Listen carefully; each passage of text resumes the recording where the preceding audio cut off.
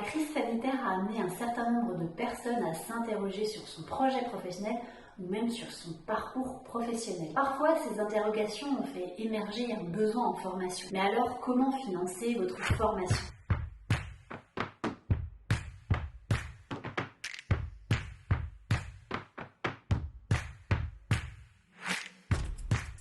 Bonjour à tous et bienvenue dans cette nouvelle vidéo où nous allons parler financement de la formation. Alors, financement de la formation cette fois-ci, pas d'un point de vue de l'entreprise, mais plutôt d'un point de vue donc individuel. Vous souhaitez donc développer vos compétences à travers la mise en œuvre d'une formation, mais vous ne savez pas comment financer cette formation. Plusieurs leviers vous sont accessibles. Dans un premier temps, l'autofinancement. En effet, vous pouvez tout à fait autofinancer votre formation et le développement de vos compétences. En fonction des formations que vous souhaitez faire, parfois, il n'y a pas d'autre choix que l'autofinancement. Un bon nombre de formations aujourd'hui voient le jour sur Internet. Ces formations-là sont parfois inéligibles au CPF ou au CPF de transition professionnelle et vous allez donc devoir autofinancer votre formation. Si la formation que vous souhaitez effectuer est éligible au CPF, vous pouvez donc utiliser votre compte personnel de formation. Pour vérifier l'éligibilité de la formation, il suffit de vous rendre sur moncompteformation.gouv.fr et de rechercher cette formation. Je vous remettrai le lien en barre de description. Concernant le CPF, vous cumulez 500 € ou 800 € par an,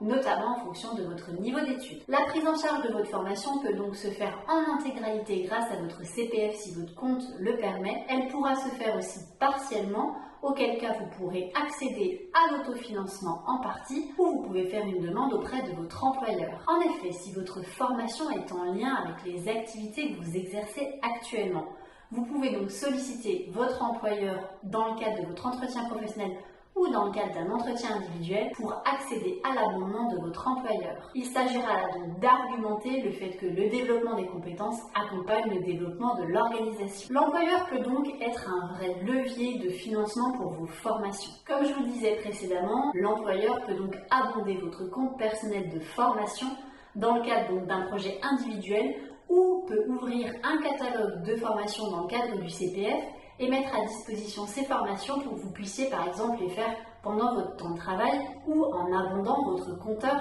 CPF.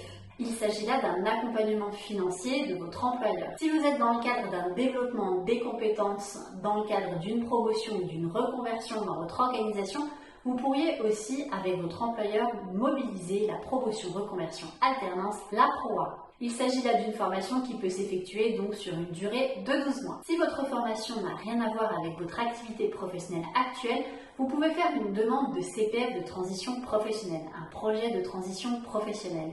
Il faudra alors là demander une autorisation d'absence à votre employeur. Sachez que durant cette formation, votre rémunération est maintenue. Néanmoins, pour en connaître les critères, il est préférable de se rapprocher donc des gestionnaires du CPF de transition professionnelle sur votre région. Et si vous avez moins de 30 ans et que vous souhaitez reprendre une formation, vous pouvez aussi avoir une suspension de votre contrat de travail dans le cadre de l'ouverture d'un contrat d'apprentissage. Si vous êtes demandeur d'emploi, n'hésitez pas aussi à vous rapprocher de Pôle emploi pour savoir quelles sont les formations qui vous sont ouvertes. Si vous êtes un jeune, n'hésitez pas à vous rapprocher de votre mission locale. Si vous êtes un travailleur handicapé, n'hésitez pas à vous rapprocher de Cap emploi et de la GFIP. Je souhaitais toutefois vous rendre vigilant sur le fait qu'un bon nombre de formations sont aujourd'hui gratuites et à disposition sur Internet. De nombreuses plateformes existent et vous mettent donc du contenu totalement gratuit à disposition. Je vous remettrai certains liens en barre de description. Pour aller plus loin, si vous souhaitez valoriser le développement de ces compétences,